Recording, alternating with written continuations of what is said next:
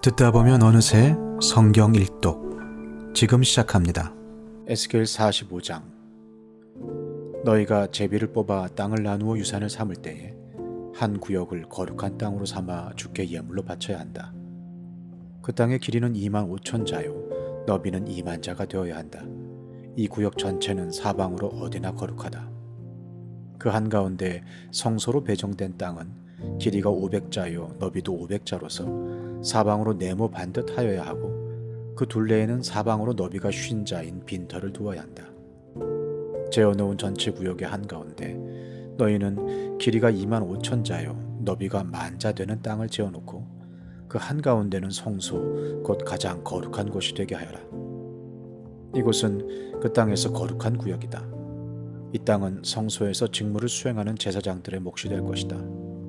그들은 직무를 수행하려고 주께 가까이 나아가는 사람들이다.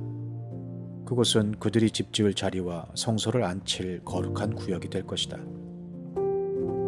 길이가 2만 5천 자에 너비가 10,000자 되는 나머지 땅을 성전에서 시중드는 레위 사람들에게 재산으로 나누어 주어서 그 안에 성읍을 세우게 하여라. 너희는 거룩하게 구별하여 예물로 바친 구역 옆에 너비가 5천 자요 길이가 2만 5천 자인 땅을 그 성읍의 재산으로 지정하여라. 그 땅은 이스라엘 사람 전체의 몫이 될 것이다. 거룩하게 구별하여 예물로 바친 땅과 그 성읍의 소유지의 양쪽으로 펼쳐진 구역은 왕의 몫이다.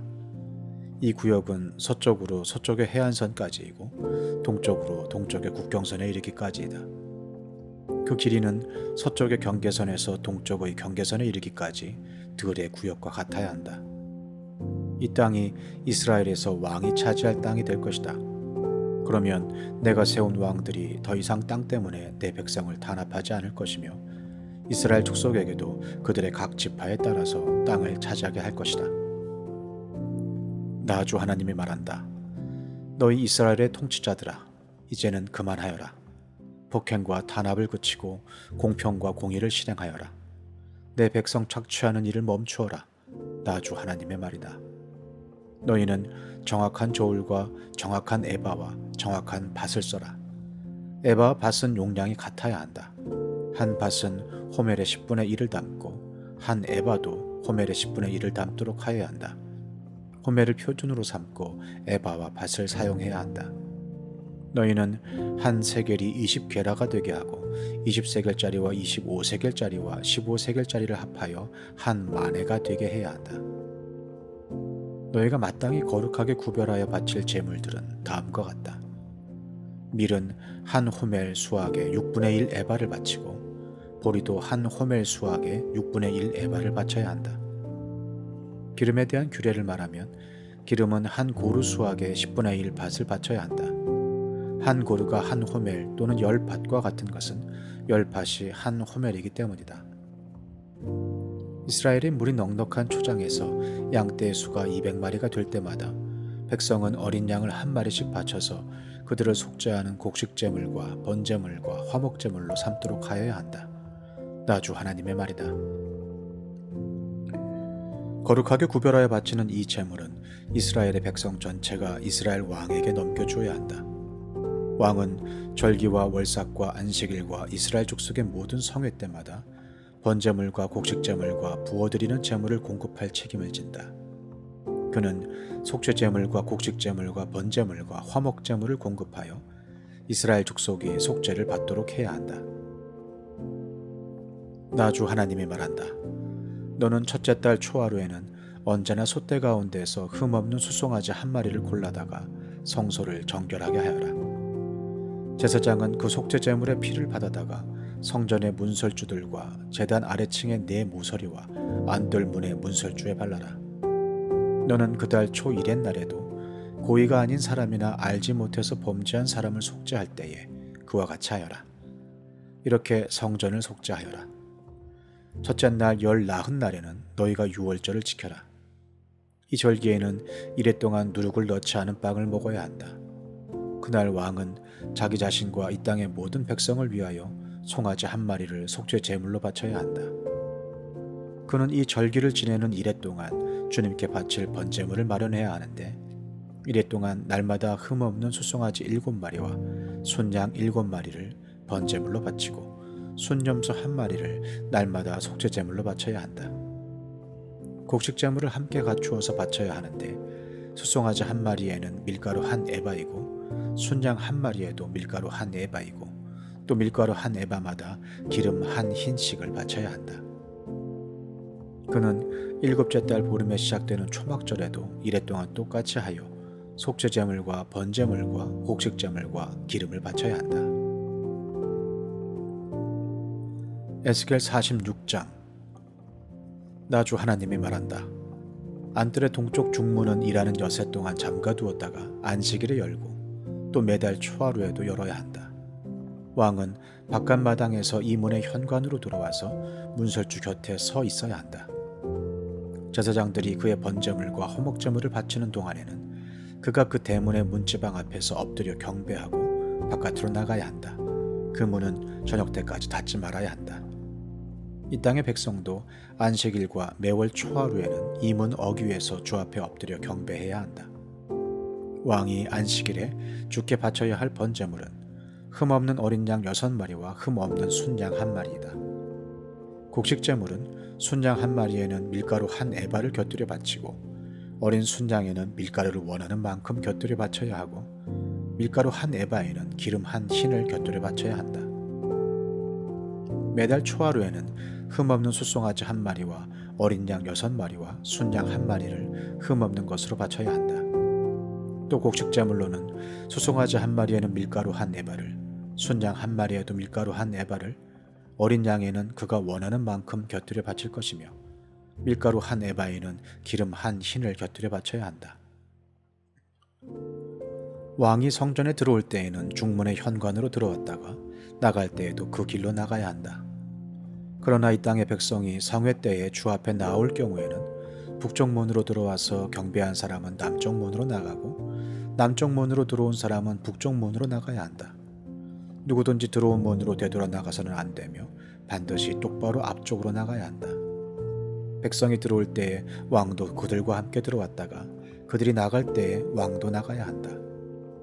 모든 절기와 성회 때에 바칠 곡식제물은 수송아지 1마리에는 밀가루 1에바를 곁들이고 순양 1마리에도 밀가루 1에바를 곁들이고 어린 순양에는 원하는 만큼 곁들여 바치고 밀가루 1에바에는 기름 1흰을 곁들여 바쳐야 한다. 왕이 스스로 하고 싶어서 번제물이나 화목제물을 주에게 바치려고 하면 그에게 동쪽으로 난 대문을 열어주어야 한다. 그는 안식일에 자신의 번제물이나 화목제물을 바친 곳과 같이 하고 밖으로 나간 다음에는 그 문을 닫아야 한다. 또 너는 매일 주에게 1년 된 흠없는 어린 양 하나를 번제물로 바쳐야 한다. 너는 아침마다 그것을 바쳐야 한다. 아침마다 바치는 번제물에는 밀가루 6분의 1 에바와 그것을 반죽할 기름 3분의 1 흰을 곁들여 바쳐야 한다. 이것이 주에게 바치는 곡식 제물로서 영원히 지킬 규례이다. 이렇게 제사장들은 아침마다 어린 양과 곡식 제물과 기름을 준비하여 정규적으로 드리는 번제물로 바쳐야 한다. 나 주 하나님이 말한다. 만일 왕이 자신의 아들 가운데서 어떤 아들에게 유산을 떼어서 선물로 주면 그것은 아들의 재산이 된다. 이런 것은 유산으로서 아들의 재산이 된다. 그러나 만일 왕이 어떤 신하에게 유산을 떼어서 선물로 주면 그것은 희년까지만 그 신하의 소유가 되고 희년이 지나면 왕에게로 되돌아간다. 왕의 유산은 그의 아들들의 것으로서 오직 그들의 차지가 되어야 한다. 왕은 백성의 유산을 빼앗고 그들을 폭력으로 내쫓아서 그들의 유산을 차지해서는 안 된다. 왕은 자신의 재산만을 떼어서 자식들에게 유산으로 나누어 주어야 한다. 그래서 내 백성 가운데서는 아무도 자신의 재산을 잃고 멀리 흩어져 다니는 일이 없게 하여라. 그런 다음에 그가 나를 데리고 중문 곁에 있는 통로로 북쪽에 있는 제사장들의 거룩한 방에 이르렀는데 거기에서 보니 그 거룩한 방들의 뒤편 서쪽에 빈터가 하나 있었다. 그가 나에게 일러주었다. 여기가 제사장들이 속건제물과 속죄제물을 삶으며 곡식제물을 굽는 장소다. 그들이 그 제물을 바깥들로 들고 나갔다가 그 거룩한 제물에 백성이 해를 입게 하는 일이 없게 하려고 한 것이다. 또 그가 나를 바깥들로 데리고 나가서 그들의 네 구석으로 나를 데리고 다녔는데 보니 구석마다 뜰이 하나씩 있었다. 그 뜰의 네 구석에는 담으로 둘린 작은 뜰들이 있었고 그 길이는 40자요 너비는 30자였다. 이렇게 네 뜰의 크기가 같았다. 그 작은 네 뜰에는 돌담이 둘러져 있었고 그 돌담 밑으로 돌아가며 고기를 삶는 솥이 걸려 있었다. 그가 내게 일러주었다. 이곳은 성전에서 시중 두는 사람들이 백성의 희생 제물을 삶는 부엌이다.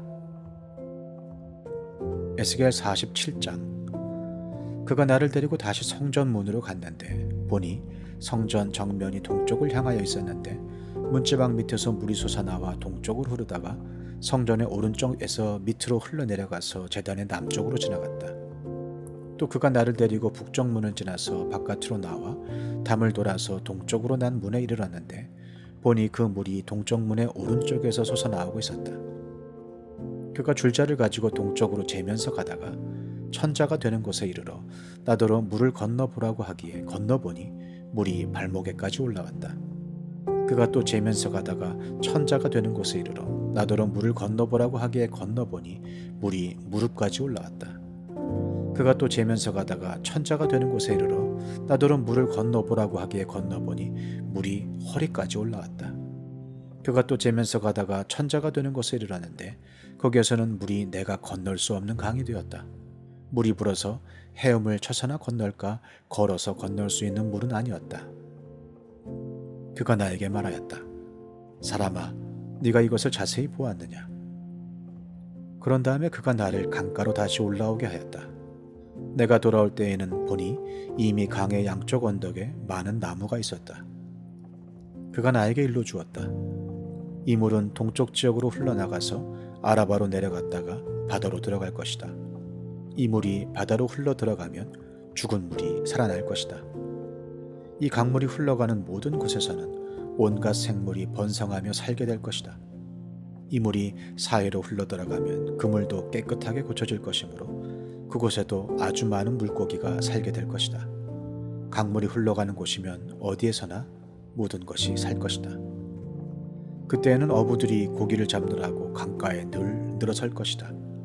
어부들이 엔게디에서부터 에네글라임에 이르기까지 어디에서나 그물을 칠 것이다. 물고기의 종류도 지중해에 사는 물고기의 종류와 똑같이 아주 많아질 것이다.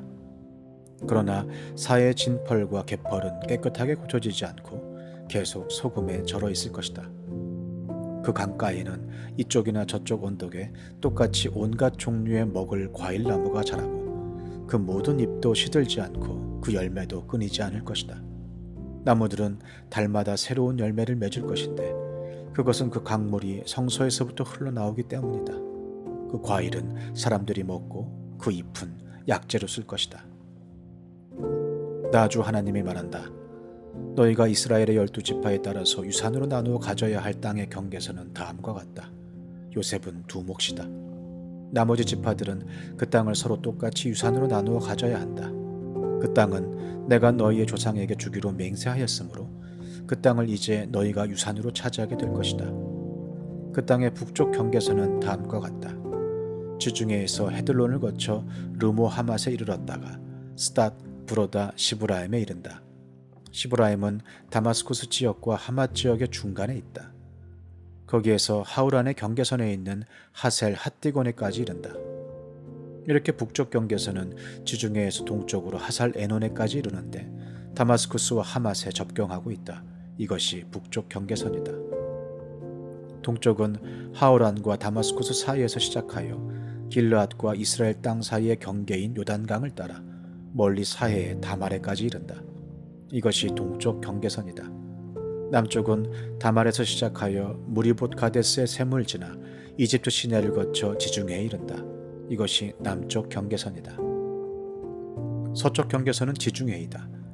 이 바다가 경계가 되어 르보 하맛으로 건너편에까지 이른다. 이것이 서쪽의 경계선이다. 이 땅을 너희가 이스라엘의 모든 지파별로 나누어 가져라. 너희는 말할 것도 없고 너희 가운데 거류하는 외국 사람들 곧 너희들 가운데서 자녀를 낳으면서 몸부쳐 사는 거류민들도 함께 그 땅을 유산으로 차지하게 하여라. 너희는 거류민들을 본토에서 태어난 이스라엘 족속과 똑같이 여겨라. 그들도 이스라엘 지파들 가운데 끼어서 제비를 뽑아 유산을 받아야 한다. 거류민에게는 그들이 함께 살고 있는 그 지파에서 땅을 유산으로 떼어 주어야 한다. 나 주 하나님의 말이다. 에스겔 48장. 지파들의 이름은 다음과 같다. 가장 북쪽에서부터 시작하여 헤들론 길을 따라 르보 하맛을 지나서 다마스쿠스와 하맛에 접경한 경계선을 타고 하살 에노네까지, 곧 북쪽으로 하맛 경계선에 이르는 땅의 동쪽에서 서쪽까지의 땅은 단 지파의 몫이다. 단 지파의 경계선 다음으로 동쪽에서 서쪽까지는 아셀 지파의 몫이다. 아셀 지파의 경계선 다음으로 동쪽에서 서쪽까지는 납달리 지파의 몫이다. 납달리 지파의 경계선 다음으로 동쪽에서 서쪽까지는 므낫세 지파의 몫이다. 므낫세 지파의 경계선 다음으로 동쪽에서 서쪽까지는 에브라임 지파의 몫이다. 에브라임 지파의 경계선 다음으로 동쪽에서 서쪽까지는 르우벤 지파의 몫이다. 르우벤 지파의 경계선 다음으로 동쪽에서 서쪽까지는 유다 지파의 몫이다. 유다 지파의 경계선 다음으로 동쪽에서 서쪽까지는 너희가 거룩하게 바쳐야 할 땅이다. 그 너비는 25,000자이고 그 길이는 다른 지파들의 목과 같이 동쪽에서 서쪽까지이고 그 한가운데 성소를 세워야 한다. 너희가 주께 거룩하게 바쳐야 할 땅은 길이가 25,000자요 너비가 10,000자이다. 거룩하게 바친 이 땅은 제사장들에게 주어야 한다. 그들에게 줄 땅은 북쪽으로 길이가 25,000자, 서쪽으로 너비가 10,000자, 동쪽으로 너비가 10,000자, 남쪽으로 길이가 25,000자이다. 그 한가운데 주의 성소가 있어야 한다. 이 땅은 거룩히 구별된 제사장들, 곧 사독의 자손에게 주어야 한다. 그들은 이스라엘 자손이 잘못된 길로 갔을 때에 레위 지파의 자손이 잘못된 길로 간 것처럼 하지 않고 내가 맡겨준 직책을 지킨 사람들이다. 그러므로 그들은 거룩하게 바친 땅 가운데서도 가장 거룩한 땅을 받아야 하고 레위 지파의 경계선과 인접해 있어야 한다. 레위 지파가 차지할 땅도 제사장들의 경계선 옆에 그 길이가 25,000자요 너비가 10,000자이다. 그 전체의 길이는 25,000자요 너비는 20,000자이다. 그들은 이 땅을 팔거나 다른 땅과 바꿀 수가 없고 또 가장 좋은 이 부분을 다른 사람의 손에 넘겨주어서도 안 된다. 그것은 주의 거룩한 땅이기 때문이다. 너비가 5,000자요 길이가 25,000자인 나머지 땅은 성읍을 세울 속된 땅이다. 그 한가운데 있는 땅은 성읍을 세워서 거주지로 사용하고 그 나머지는 빈터로 사용하여라. 그 성읍들의 크기는 다음과 같다. 북쪽의 길이도 4,500자, 남쪽의 길이도 4,500자, 동쪽의 길이도 4,500자, 서쪽의 길이도 4,500자이다. 이 성읍 빈터의 크기는 북쪽의 너비가 250자, 남쪽의 너비가 250자, 동쪽의 너비가 250자, 서쪽의 너비가 250자이다. 거룩하게 바친 땅과 인접한 나머지 땅의 길이는 동쪽으로 10,000자이고 서쪽으로도 10,000자이다. 그 땅은 거룩하게 바친 땅과 인접하여야 하며 그 농산물은 성읍에서 일하는 사람들의 먹거리가 되어야 한다. 이스라엘의 모든 지파에서 뽑혀와서 성읍에서 일하는 사람들만이 그 땅을 경작할 수가 있다. 거룩하게 바친 땅 전체는 길이도 25,000자요 너비도 25,000자이다. 너희는 이렇게 그 성읍의 소유지를 포함하여 거룩하게 바친 땅을 네모 반듯하게 구별해 놓아야 한다. 거룩하게 구별하여 바친 땅의 양옆과 성읍에 딸린 소유지의 양옆에 있는 나머지 땅은 왕에게 돌아갈 몫이다. 거룩하게 바친 땅, 곧 25,000자가 되는 지역에서 동쪽 국경까지와 25,000자가 되는 지역에서 서쪽 국경까지 다른 지파들의 목과 평행되게 뻗어 있는 나머지 땅이 왕의 몫이다. 거룩하게 구별하여 바친 땅과 성전의 성소가 그 땅의 한가운데 있어야 한다. 그래서 레위 지파의 유산과 성읍에 딸린 소유지는 왕의 소유지의 한가운데 있게 된다. 왕의 소유지는 유다 지파의 경계선과 베냐민 지파의 경계선 사이에 있다. 나머지 지파들이 차지할 땅은 다음과 같다. 동쪽에서 서쪽까지는 베냐민 지파의 몫이다. 베냐민 지파의 경계선 다음으로 동쪽에서 서쪽까지는 시므온 지파의 몫이다. 시므온 지파의 경계선 다음으로 동쪽에서 서쪽까지는 이사갈 지파의 몫이다. 이사갈 지파의 경계선 다음으로 동쪽에서 서쪽까지는 스불론 지파의 몫이다. 스불론 지파의 경계선 다음으로 동쪽에서 서쪽까지는 갓 지파의 몫이다. 갓 지파의 경계선은 남쪽의 국경선이 다말에서부터 시작하여 무리바 가데스 셈에 이르고 거기서 이집트 시내를 따라 지중해에 이른다. 이것이 너희가 제비를 뽑아 유산으로 이스라엘의 지파들에게 나누어 주어야 할 땅이다. 이 땅들이 바로 그 지파들의 몫이다. 나 주 하나님의 말이다. 그 성읍의 문들은 다음과 같다. 북쪽 성벽은 너비가 4,500자이다. 이 성읍의 문들은 이스라엘 지파들의 이름에 따라 부른 것이다. 북쪽에 문이 셋 있는데 하나는 누벤 문, 하나는 유다 문, 하나는 레위 문이다. 동쪽 성벽도 너비가 4,500자이고 문이 셋 있는데 하나는 요셉 문이고 하나는 베냐민 문이고 하나는 단 문이다. 남쪽 성벽도 너비가 4,500자이고 문이 셋 있는데 하나는 시므온 문이고 하나는 이사갈 문이고 하나는 스불론 문이다. 서쪽 성벽도 너비가 4,500자이고 문이 셋 있는데 하나는 갓 문이고 하나는 아셀 문이고 하나는 납달리 문이다. 이렇게 그 둘레가 18,000자이다. 이 성읍의 이름이 이제부터는 여호와 샤마라고 불릴 것이다. 시편 44편. 하나님, 우리는 두 귀로 들었습니다. 그 옛날 우리 조상이 살던 그때에 하나님께서 하신 그 일들을 우리의 조상이 우리에게 낱낱이 일러주었습니다. 하나님께서 문 나라들을 손수 몰아내시고 우리 조상을 이 땅에 뿌리박게 하셨습니다. 문 민족을 재앙으로 치시고 우리 조상을 번창하게 하셨습니다. 우리 조상이 이 땅을 차지한 것은 그들의 칼로 차지한 것이 아니었습니다. 조상이 얻은 승리도 그들의 힘으로 얻은 것이 아니었습니다.